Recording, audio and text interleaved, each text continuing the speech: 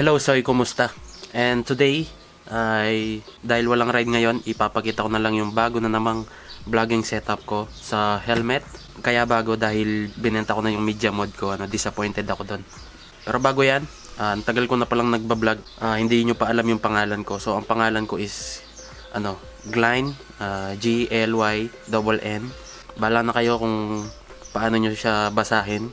Pwedeng Glyn, pwedeng Glen. Kaya binenta ko yung Mediamod. Ito yung mga rason. Una, hindi umaandar yung external mic kapag quick capture. Kasi lagi lang akong quick capture. Lalo na kapag nasa daan, napaka-useful ng quick capture sa akin. So, pangalawa, yung connection ng Mediamod at ng GoPro meron delay. Pangatlo, minsan nagfi-failed yung connection ng Mediamod at GoPro. So, ilang beses na nangyari sa akin yun. Kapag inon mo yung GoPro, hindi niya mariread yung Mediamod. Kaya hindi aandar yung external mic mo at ang aandar lang yung built-in mic ng GoPro. Pang-apat, kapag nagpapalit ka ng battery, kailangan mo siyang tanggalin lahat. Hugutin yung Mediamod, tapos battery. Dahil nandito yung mount ng GoPro, kailangan mo pa siyang tanggalin sa helmet. Baka sa mga future update ng firmware ng GoPro, masolusyonan na yon. Ayun lang yung mga rason ko, guys. So, nabenta ko na yung Mediamod, kaya nakabili ako ng mga ganito. Ito naman yung mga pinalit ko. So, unang-una itong mic adapter ng GoPro. Ayan. Ang alam ko, wala tong delay sa connection. Instant agad. Basta umandar yung GoPro, mariread na niya yung mic adapter. So, buksan natin.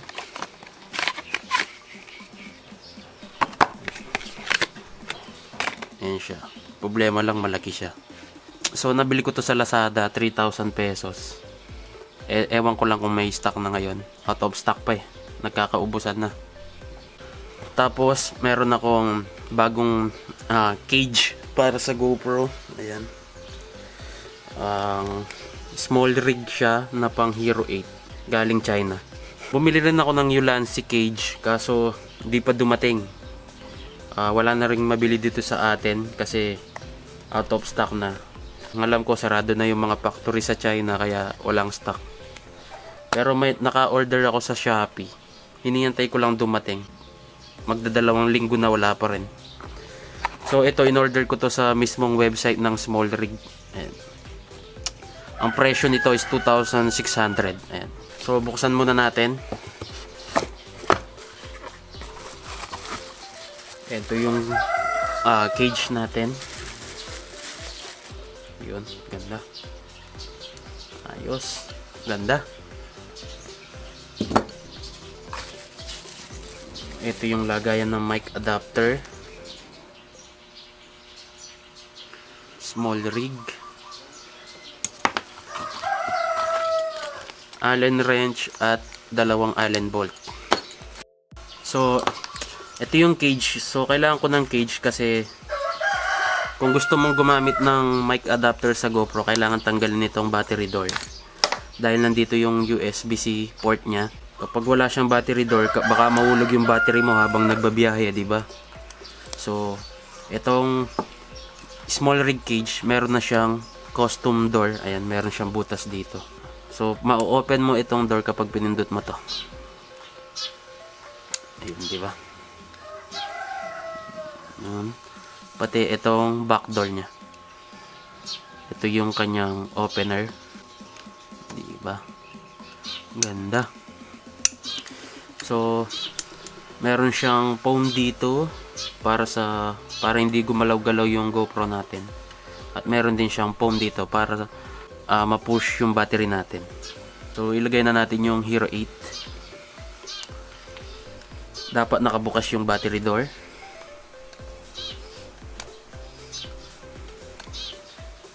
Ayan.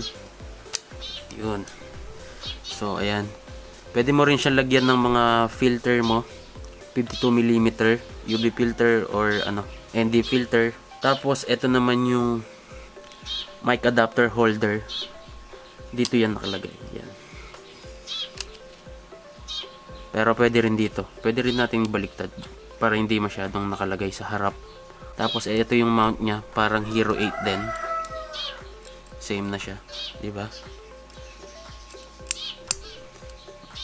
Ayan, meron din siyang lagay ng tripod dito. Hindi ko alam anong size nito. So guys, itong mic adapter naman, ilalagay ko siya ng pabaliktad. Ganyan.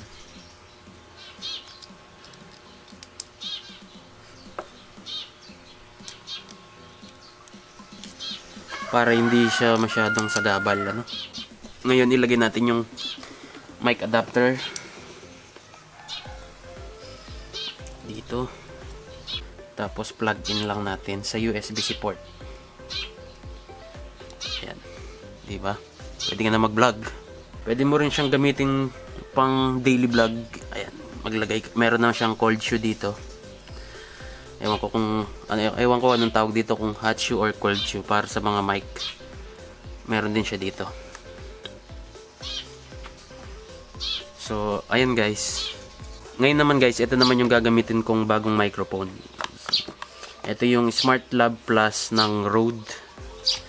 Ayan, buksan natin. Nagkaganyan yung box. Wala na.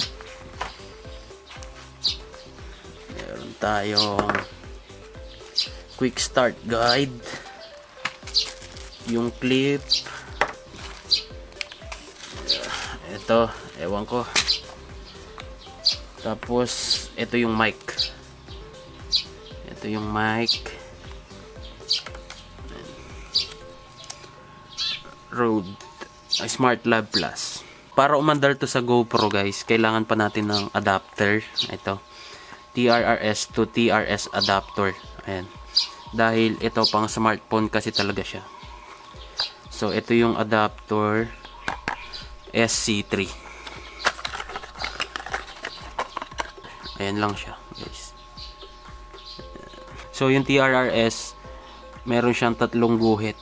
Yung TRS, 2 lang. Boom.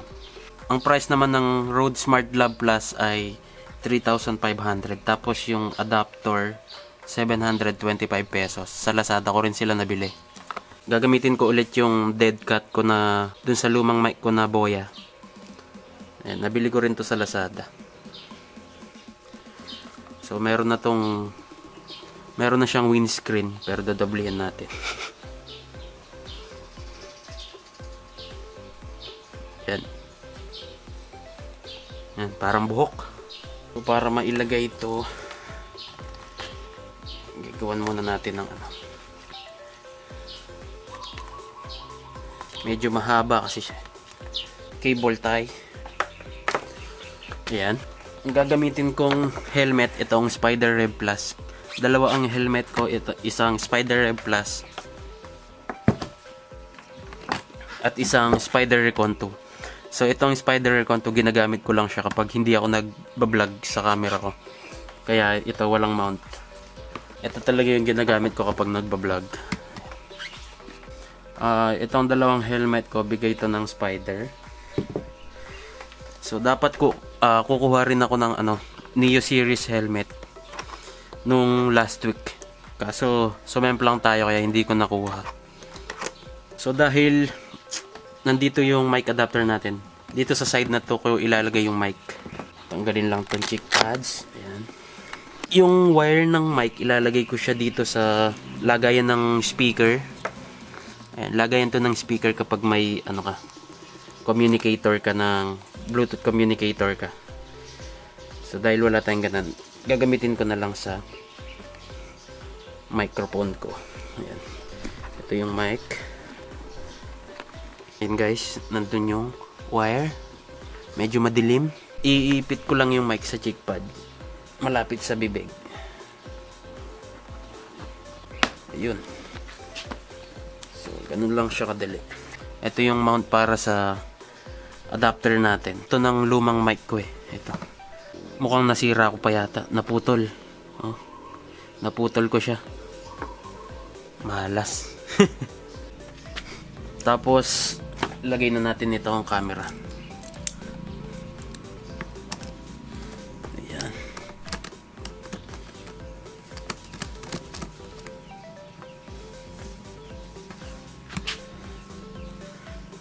tapos yung mic.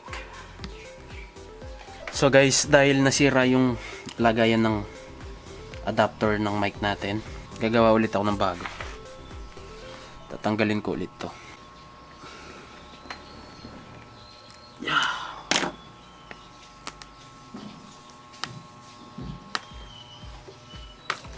Meron ako ulit mga bagong clip. Nasakto dito. Ayan, diba? Sakto eh. Puputulin ko siya, tapos lalagyan ko na siya ng 3M sa ibaba. Yun. Diba? Tanggalin natin yung matulis na part. Lagyan natin ng 3M tape, double-sided.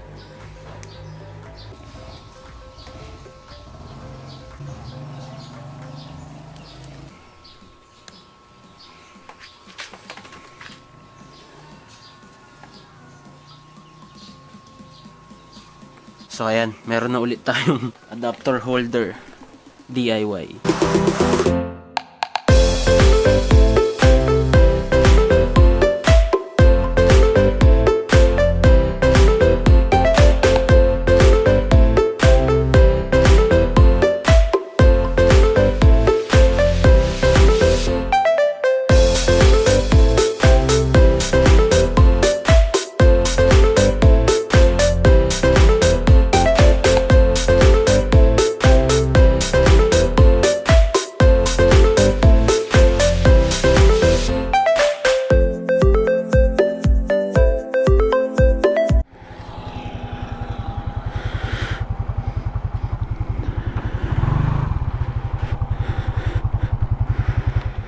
So, ayan guys, ngayon tetestingin natin kung maganda yung tunog.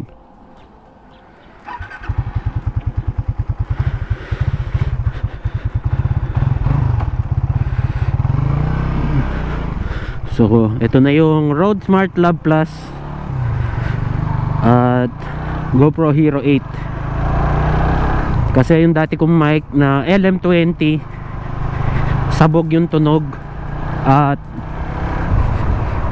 medyo may popping noise kapag high speed, 60 kilometers per hour pataas. Tapos guys, quick capture. Tingnan natin kung may popping noise sa 60 kph plus. Tapos kung malinaw pa yung boses ko. Ay, malapit na yung anihan sa amin eh, kaya dilaw na yung palay.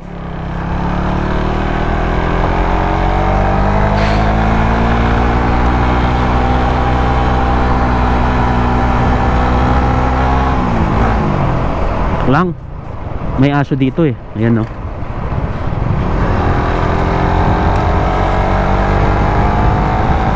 So, ayan 80 100 plus.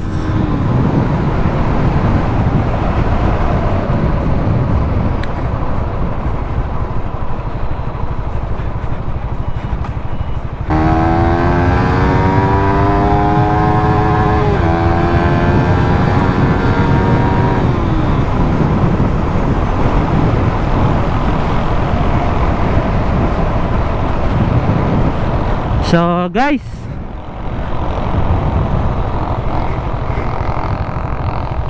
yan, short test ride lang tayo.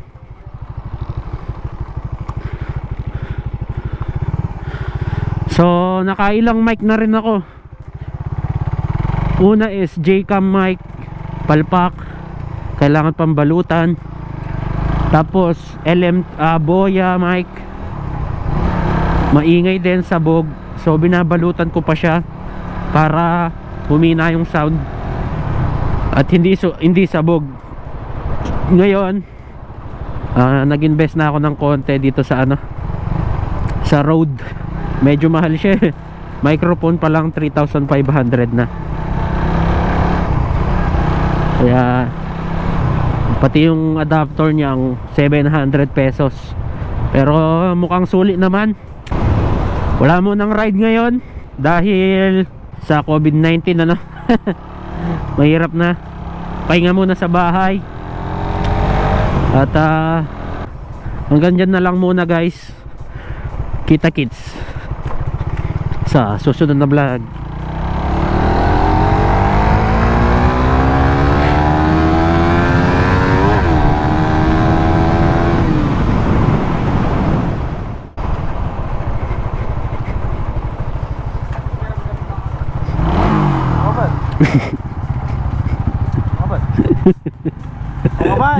Video na. So, ayan guys. Tapos, ipapag-giveaway ko na itong 4K action cam na bigay sa akin ng Dragon Touch. Ayan. Hindi ko pa ito nagamit. Isang beses pa lang nung ni-review ko. Ayan guys. Ayan. Ang kailangan nyo lang gawin is mag-comment kayo dun sa latest post ko tungkol dito sa video na to sa aking Facebook page. Link in the description. Comment nyo lang yung motor nyo or kahit ano. Basta kahit anong mai-comment nyo sa isip nyo. Tapos pipili lang ako dun sa mga comments. So good luck. Kita-kits sa susunod na vlog.